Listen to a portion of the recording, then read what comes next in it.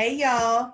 Welcome to Simple Conversations. This is KJ. Hey, and it's Alice. So pause us for a minute, grab you something to drink, come back, sit down, and be a part of this conversation. Because we have a lot to say. Welcome to Simple Conversations.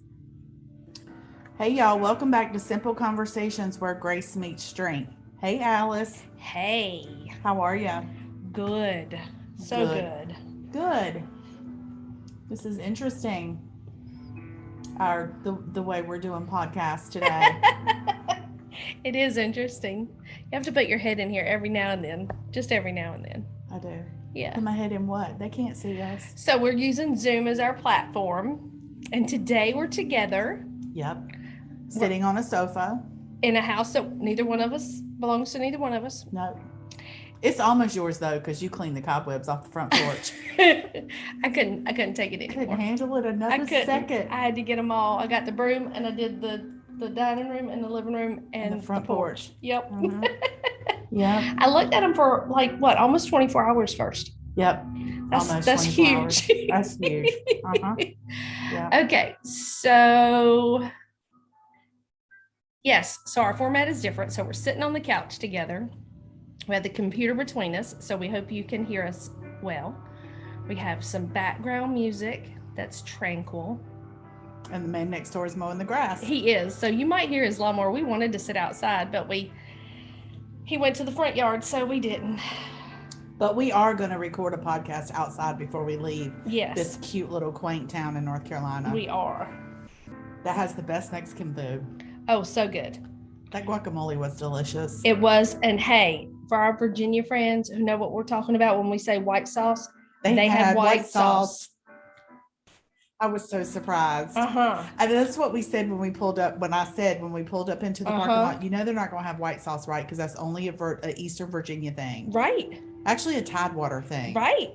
And then I go to, where did I go?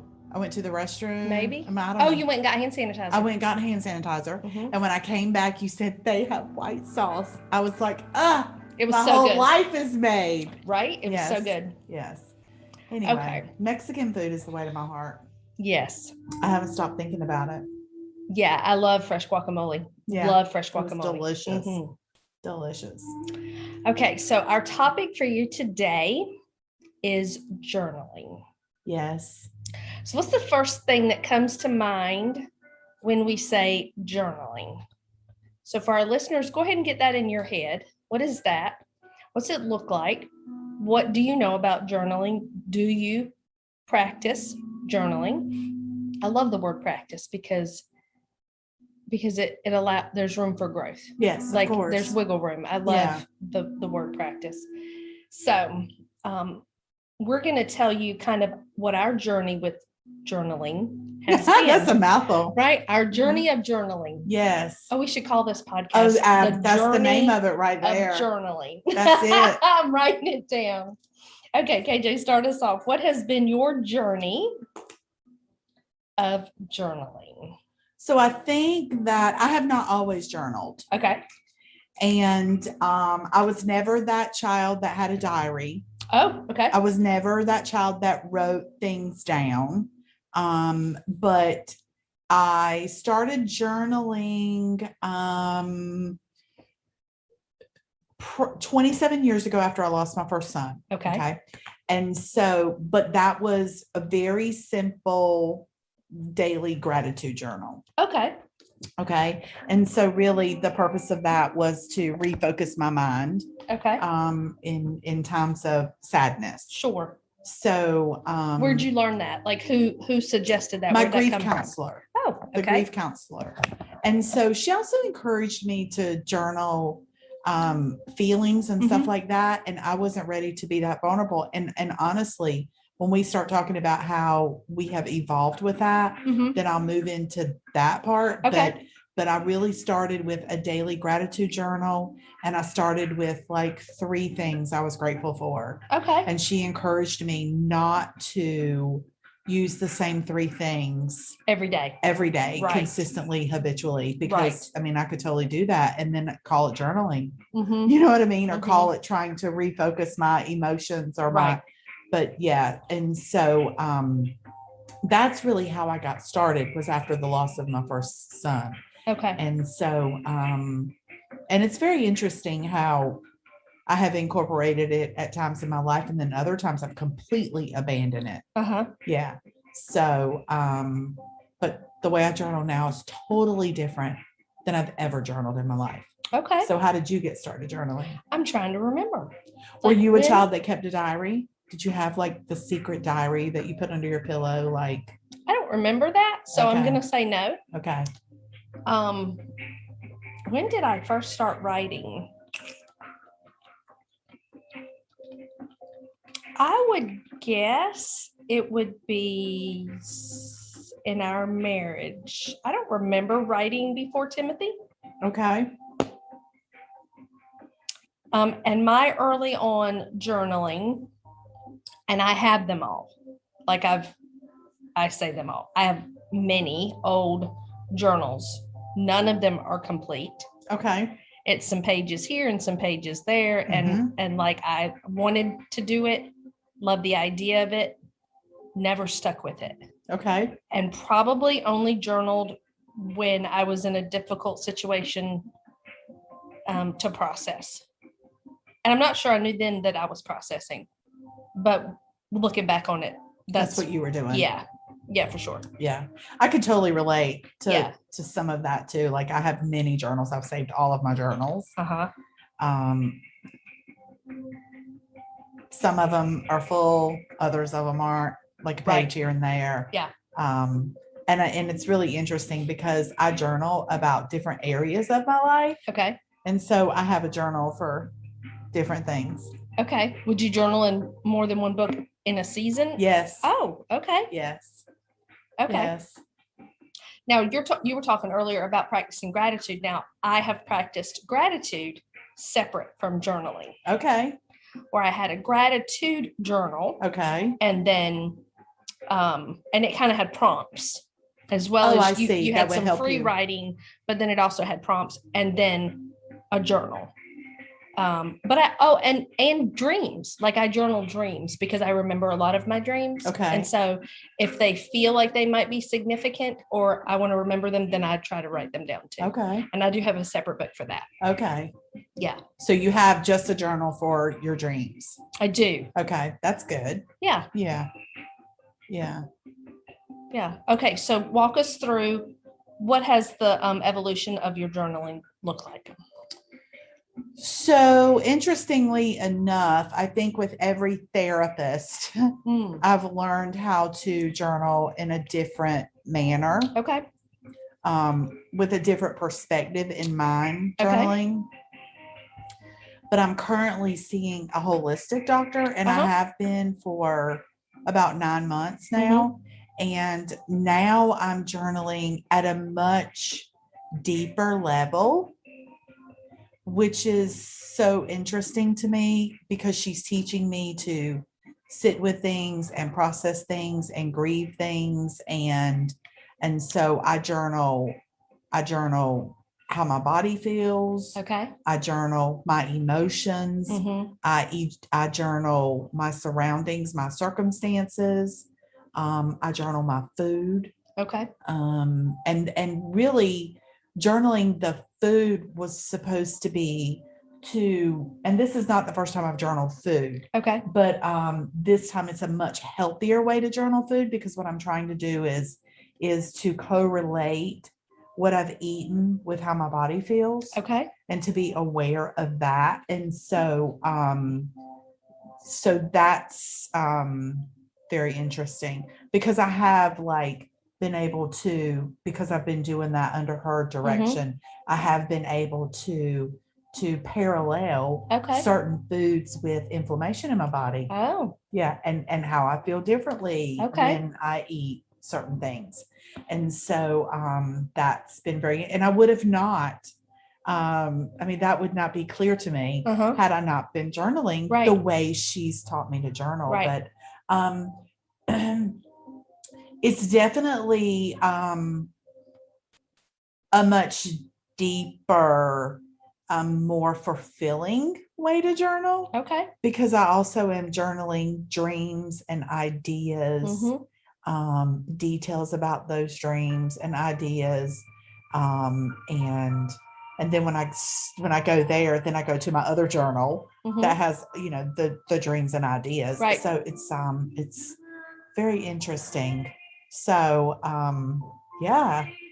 But I have leadership journals. Like if I have journals that, like if you were to look at my desk right now, like I have like 5 journals sitting on my desk. Oh, wow. Okay.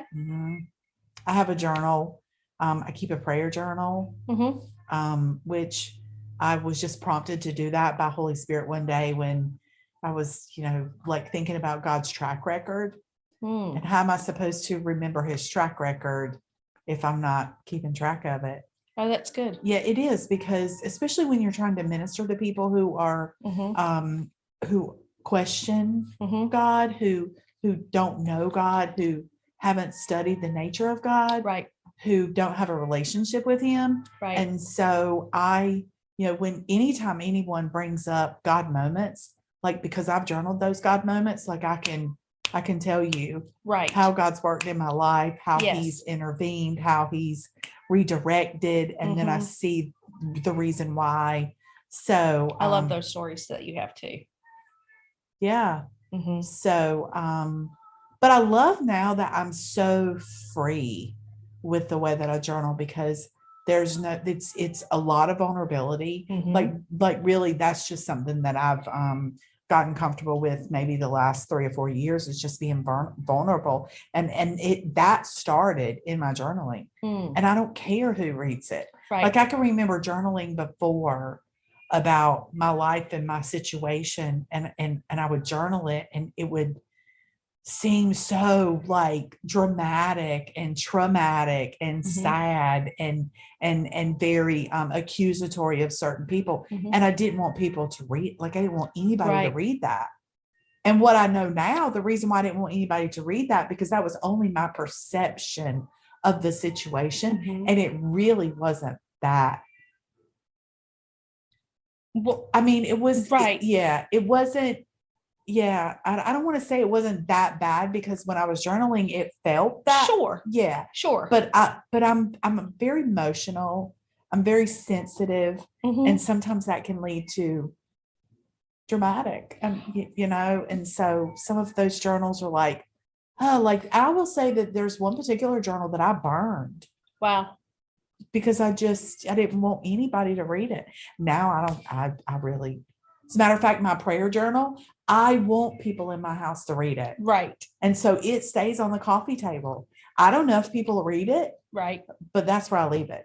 That's interesting. Do you think, though, that part of that evolution of how you've journaled had to do with, emotional maturity? Sure. Spiritual maturity? Sure. Our life experiences have added to it. Yes. Yeah, I think so too. I used to journal.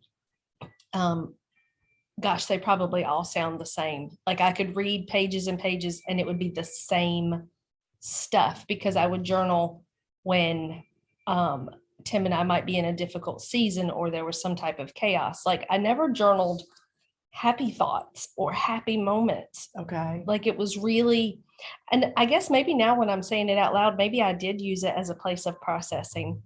Maybe there wasn't a person that I could externally process with. So maybe the writing was part of the process. That totally makes sense. I tell clients to do that. Actually, I don't think I realized that is what I did. But I don't even like to go back and read it, because it's like, oh my gosh, would you stop, Alice? Like, would you just stop? Yeah, that's how I feel when I read it now. But mine has grown in the sense that like you, I've journaled prayers. I do that when I'm in seasons where I feel like my head is cluttered. Oh, yes. And it's hard for me to focus on having a conversation with God, but I can focus if I'm writing it. Yeah, and do like a brain dump. Right. Yes. And that's much easier for me. So I do that. I do really appreciate practicing gratitude. I can definitely see how that has evolved in my life and how it makes such a difference with me. Does. So when I first started doing that, I would practice gratitude. And I don't even remember where I first heard about it, but it really hasn't been that long, like in the last few years when I started. And I would practice like 3 things in the evening of things that I, was grateful for. And then I moved it to the mornings. Okay. And I think for a season, like I tried to do 10 things, like that's a lot. Yeah, So, I've done 10 things. Yeah, kind of evolve like 3, 5, 7, right. 10. Yeah. And like you, try not to say the same things over and over. But most of the time, the things that I'm grateful for really are the little things in life. Yeah. Like I'm grateful for seasonal changes, and I'm grateful for a hot shower. Yeah. Like I love a hot shower. Yeah, me too. I'm grateful for, the routine that I have. Like it would be simple things more than like the big things that would happen. It would be the people that were in my life, or, some of the relationships, or really the really mundane, everyday kind of things. Don't you think that that's really the definition of gratitude? Because I think a lot of times people are so grateful for the big things and then they forget to be grateful. Yeah.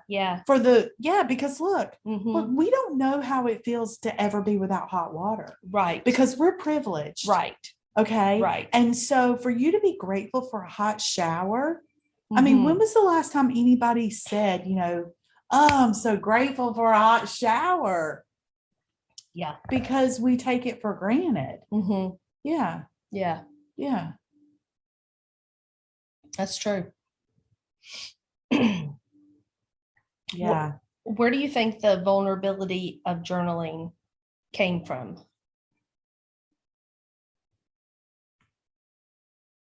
Like, why do you think in this season it's safe to be vulnerable to journal, where before you didn't think it was or didn't feel like it was?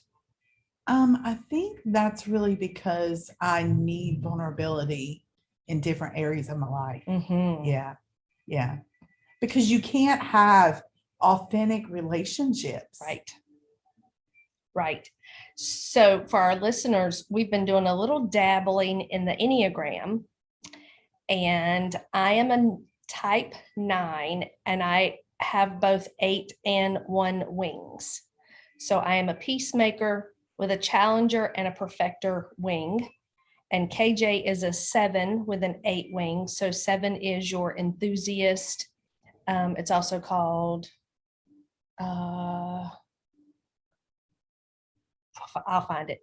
And she also has an 8 wing, so the challenger. So it is the challenger in both of us that really resists vulnerability, because the core fear of your challenger, which is the type 8, is the fear of being betrayed. Yeah. So we've talked about that just a little bit. Maybe we'll do a podcast on that. We are certainly not experts. The adventurer. Or enthusiast. Yeah. You want 7s at all your parties. You want 7s as your friends because they're the planners, they're the fun ones, all of that. And we'll have to talk a little bit more about that on another podcast, but about the people in our life and what we've learned and how we've processed those things. So,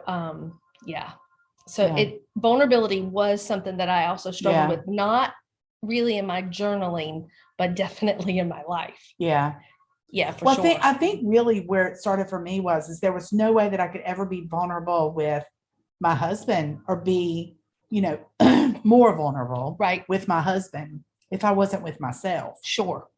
Right. Yeah. And then, excuse me, how can I be vulnerable in my friendships? Because we were just talking about this like last night. Like I have these big walls around my life because I've been betrayed. Right. And been betrayed. Yeah. Like it was huge. Like, yeah. And so I can't have better relationships until I am more vulnerable. Yeah. But then, Well, Brene Brown taught us that. Yeah. She taught us about vulnerability in Braving the Wilderness, right? That's where we learned, and the gifts of imperfection. Yes. we've done a lot of work with Brene Brown's work. We've done a lot of inner work with Yes. her research. And we know that vulnerability is the birthplace of love and joy and Yeah. belonging. Yeah, And it's hard. it is. It really, it takes courage. It does take courage Yeah. and practice. Yes. Yeah. And you're going to get burned. Yeah. It's part of the process. Yeah, it's part of the process. Yeah. Yeah. Yeah. We're never going to be vulnerable and safe at the same time. Completely. Oh, that's so true. Yeah. Yeah. Yeah. Cause and I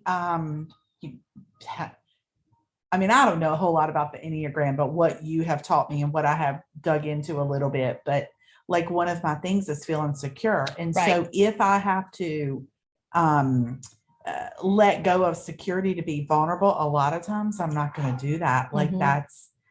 because that puts me somewhere that is like really disturbing to my Mhm. soul, because I need to feel secure. Right. So, and then, when you do let down that safety net and become Mhm. vulnerable with someone, and then they betray you, Mhm. it's like, oh, wow. Okay. Well, now I've learned I could never get that close to someone else again. Mhm. I can never trust anyone with that again. Right. Yeah.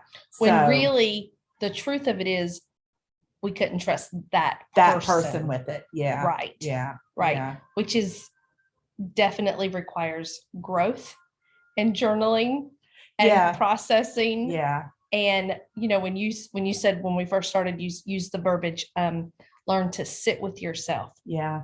It wasn't until Anna Dimmel came into my life that I learned the verbiage of sitting with myself. Uh-huh. And I love it. Well, yeah. Yeah. Because it's yeah. Now, do I love doing it? No, because it's messy and it doesn't feel good. And Right. It would feel so much better just to avoid all of that. Right. Yeah. And I would avoid with busyness Mhm. for sure. For sure. Yeah. That would be my vice. Like probably, I'm sure some food things, like I'm sure that I do that. But definitely if I can be busy, that's a distraction from feeling. Yeah. Yeah. That's a totally another podcast too. Yeah. Like how we numb. Yeah. Whew. Yeah. That's a vulnerable podcast. That is a vulnerable podcast. It is. Yeah. So for our listeners, that is definitely a vulnerable one. Yeah, for sure.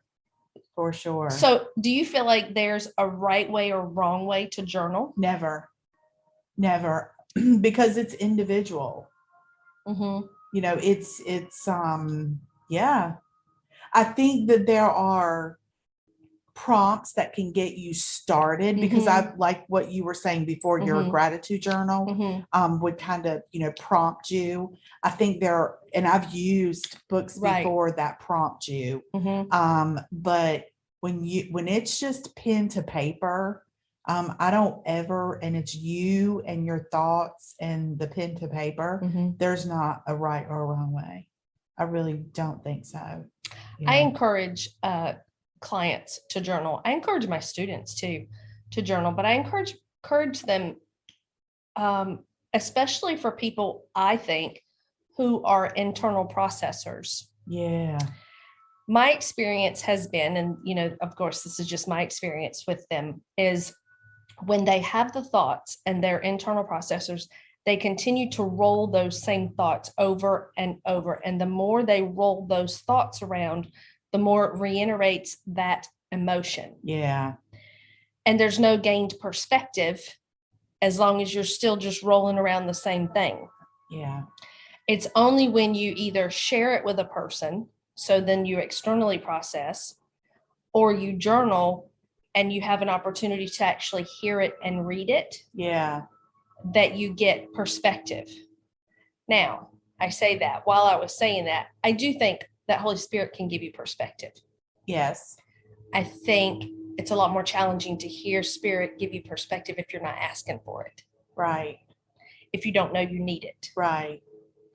I think it would be easy to dismiss perspective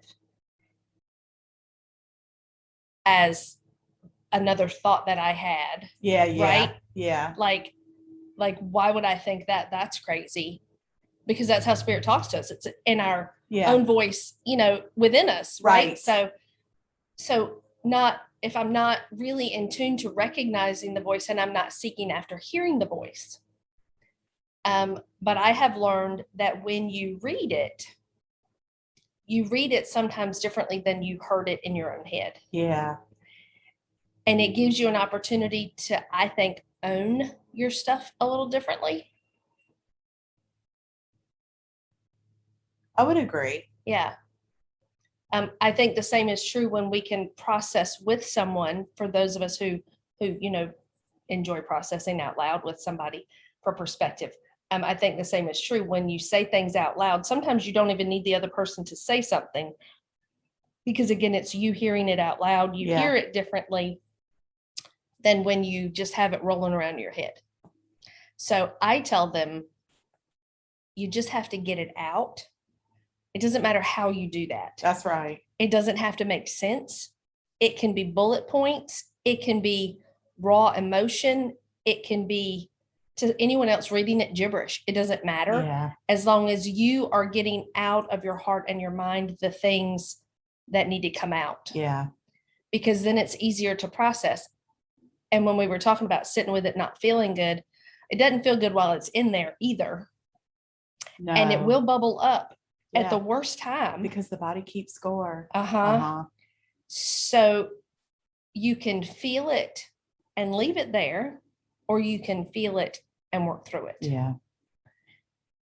If you feel it and work through it, then at least there's some light at the end of that tunnel. I believe that. Yeah. Yeah, absolutely. And I do think journaling is a wonderful tool to practice for healing. Yeah. For different seasons of life. Yeah. And like you were saying, how you do a keeping track of God, like what was your words? What'd you say to that? Well, I keep a prayer journal. Right. Right. Yeah. And so I it's a track record. Right. Track record. Yeah. I think the same is true when we go back then and look at stuff, because you can think, wow, I don't feel that anymore. Wow, I do see that situation differently. Yeah. Mm-hmm. Or, you can, like some of our conversations last night. Wow, I've grown so much since then. Much. Yeah. Wow. Yeah. Like, it's hard to even believe that I felt that way about that thing then. Yeah. Yeah, because I've moved so far from it. Yeah, because it's not a big deal. And I will say, like, when I look at some of my journals are just words, incomplete sentences. Right. Some of them are bullet points. Like, not every day looks the same. Right. And I do like to, it's very interesting. Like, I like to put the date and the time of day that it is. Oh, I do the date, but I don't do the time of day. That's interesting. I do, because because my journaling is different in the morning versus at night, because at night, like, I've experienced the world all day. Like when you were saying you used to do gratitude at night and then you went to the morning. What was opposite for me, I started off doing it in the morning, and sometimes it was very hard for me it was challenging, I should say, to come up with something that I was grateful for. I hadn't experienced the day yet. Okay. And so, his mercies are new every day. Let me see what today looks like. And so when I started doing my gratitude journal at night is when I could really flourish in gratefulness, because I could reflect over the day. And it's just the day that I reflect on. And I could really see the small things that I was grateful for. Yeah. It seemed like when I started my grateful journal in the morning, they were the big things. Okay. Yeah. That's interesting. And so, but when I was doing my grateful journal at night, I could see the little things just over the course of the day. I mean, even if it was just something as simple as, I was so grateful that client came 15 minutes early. Right. I mean, it got me out 15 minutes earlier. Or I was so grateful that client came 10 minutes late, because I had the opportunity to use the bathroom, brush my teeth, get a snack. Like, just, the little things. They really do matter. That before maybe would frustrate me, but now I've learned how to look at those with a different perspective and be grateful for them. Yeah. Yeah. Yeah. I think that's good. And I love that we do it differently, because I can remember being in places where people would try to give guidance and instruction on when to pray, like we talked about in the last podcast about prayer, or in a previous podcast, we've talked about prayer, and how, like, I've had people say you should, get up early and you should start your day. Well, not everybody, that doesn't work for everybody. If it works for you to get up early and start your day, that is fabulous. But if it means doing it at lunch or doing it before bed or whatever at your bathroom break, because that's the only time of day you have, then fabulous. Yeah. Yeah. So we're all such unique individuals. We can take a concept and we can all do the concept. Yeah. And it looked differently. I don't know why it's so important to, what did I post? Something about unity does not have to look like conformity. Oh my goodness. Look, that's a word for the masses. I'd have to go back and find it, but it is something like that. Like unity doesn't have to look like conformity. Like we don't all have to do it the same way. Yeah. To benefit from doing it. Yeah. Like, yeah. Yeah. Can I just tell you that my favorite journal to reflect back on was I did a 30-day pray for your husband. Oh. And that was when I first started, when I first went back to church, and I had someone that she came up to me and asked me, so are you married? And I said, yeah, I'm married. And I said, yeah, but I've spent the last like 15 years looking for an apartment and decorating it with furniture that I couldn't afford. And she was like, oh, wow. It was almost like pity that she felt sorry for me. And so she challenged me to this 30-day pray for your husband, whatever. And she gave me this little book, The Praying Life. Okay. And so this is how to start, praying for your husband. And so I remember distinctly the first time saying, pray for him. Somebody needs to pray for me for staying with him for this long, right? And so it's funny now. It really is. But I was serious. Yeah. And so anyway, I didn't start it right then. And the next time I saw her, she asked me had I started the, 30-day pray for your husband challenge. And I was like, no. And so like, after like the fourth time I was going to see her, I was like, okay, I'm going to start this. And I thought I had that book and I got me a little journal. And so I started keeping a journal of the suggested prayers of this little book. Right. And so, like the first 11 days was ridiculous. Like, I mean, like I would pray for all these ways that I wanted God to change him according to whatever the prompt was that was going to help me pray for my husband. Right.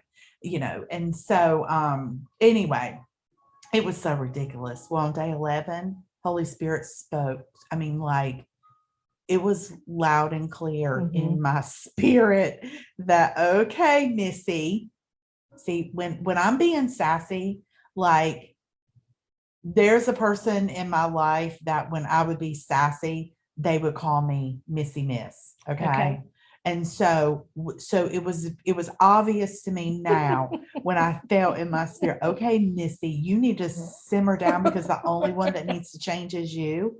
And when I wrote that in my journal, like I wrote it like in these bold black letters, that journal, that 30-day pray for your husband challenge transformed my life. Wow. Transformed my life. And so it really did. And so in turn, like it started to change my heart about my husband. And really what I realized is that anything I thought that was wrong with him, which first of all, there's nothing wrong with him. Right. But anything that I thought was wrong with him was all me. Right. It was all me. And so I now recognize that God took me through that. And when I look back on that journal, like sometimes I look back on it and I think, I cannot believe this man has stayed married to me. That's funny. Like, that's something to be grateful for. Right. Really and truly. Right. Because that first like 10 days journaling that was, yeah. We'll have to do a podcast on what marriage really teaches us, because It's the truth. It really teaches us about us. Yeah.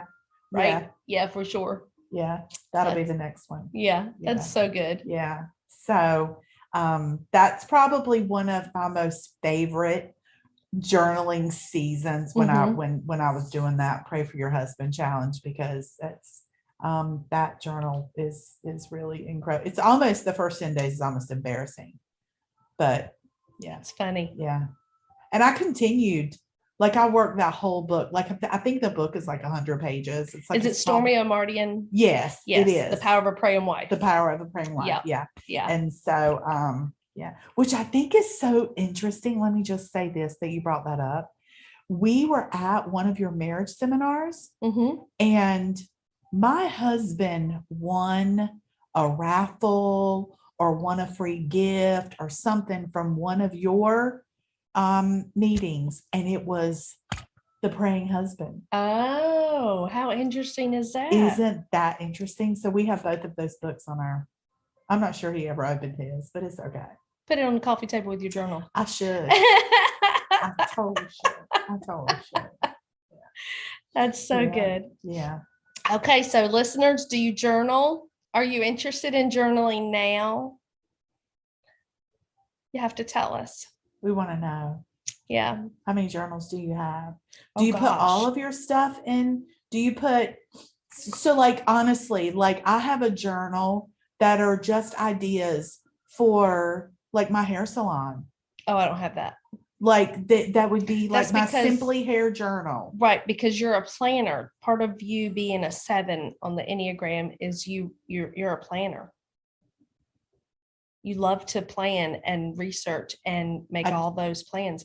So listeners, you know that we are not at home, and I did not plan a single thing for this trip. I packed a bag. That is all I did. And I just said, do I need to bring anything? And she said, no. Okay.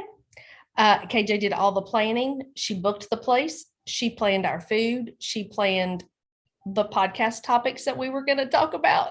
Like, she did all the things. She is the planner. I love it.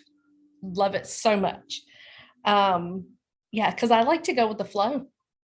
Oh, I do too. Yeah. I mean, because I'm spontaneous. Well, but I can be in charge if I have to, but if I don't have to, I'm so okay. So I'll tell you what I think I was really concerned about, though, is that if we didn't have topics, right, that we would come here and it wouldn't be intentional. Like I could come here and just be with you all weekend and we have fun and eat homemade guacamole, and that would be lovely, right? Yes.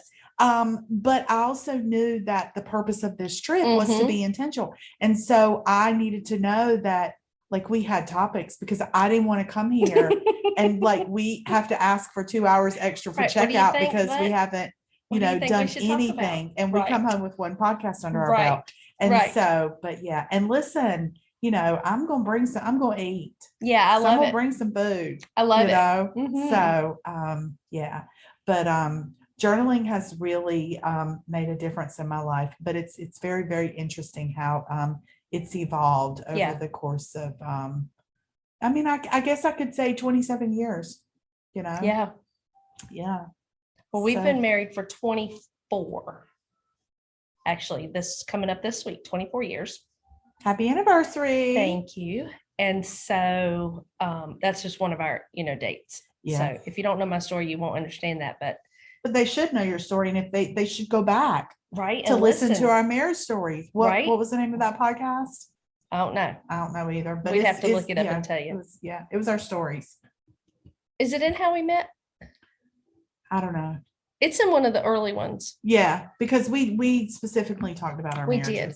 Yeah. So if you've just started listening to us, wow, we're so excited to have you. Yeah. Go back to the beginning. Yeah. Because you'll really get to know us if you start at the beginning and work your way forward. Yeah. Yeah. And if you did start at the beginning and you're still listening, We really appreciate We really you. appreciate you. Yeah. Yeah, Because absolutely. you have learned a lot about us. And so Yeah. we really appreciate that you're still here. So also too, listeners, if you have a favorite journal, Mhm. like that you think that would add value to other listeners' lives, like, yeah, let us know about that. Yeah. Yeah, for sure. Yeah. And if you don't know how to start journaling, you should get Alice's Life Designer. Oh, that's nice. Thank Yeah. you. And don't Yeah. forget to use that coupon code. Right. And it's only good. Well, by the time they listen to this podcast, it might not be good anymore. But if they messaged me privately, I would Mhm. probably still do a 10% Yeah. on the Life Designer. And if they went Mhm. ahead and bought the year's worth, I would probably still approve a gift for the Yes. podcast. from the Yeah, for sure. podcast. Yeah. Yeah. So All right. Thank you for listening. y'all get to journaling. Yeah. And let us know how it's going. Yeah. We're super excited for you. And if journaling has been, something that was significant to you, let us know that too. So we love you. Thanks for listening. Thanks for listening, y'all.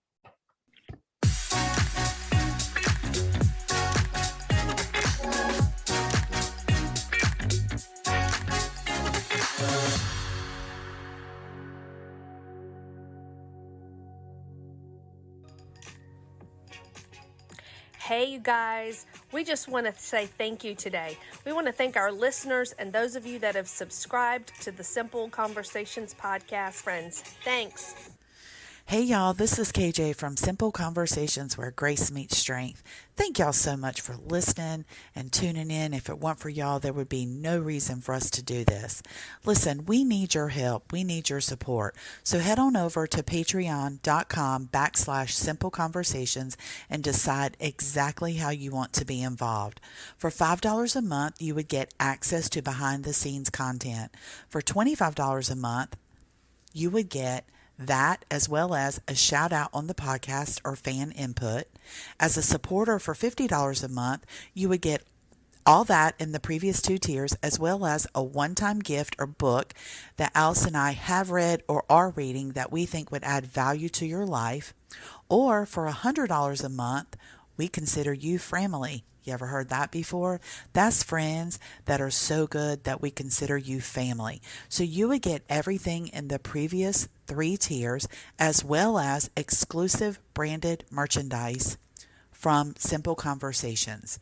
So listen, our heart's desire is to do more and to be more. And so in order for us to do that, we need help. And so we're dependent on you to help us make that happen. So thanks for tuning in and thanks for your support. See y'all.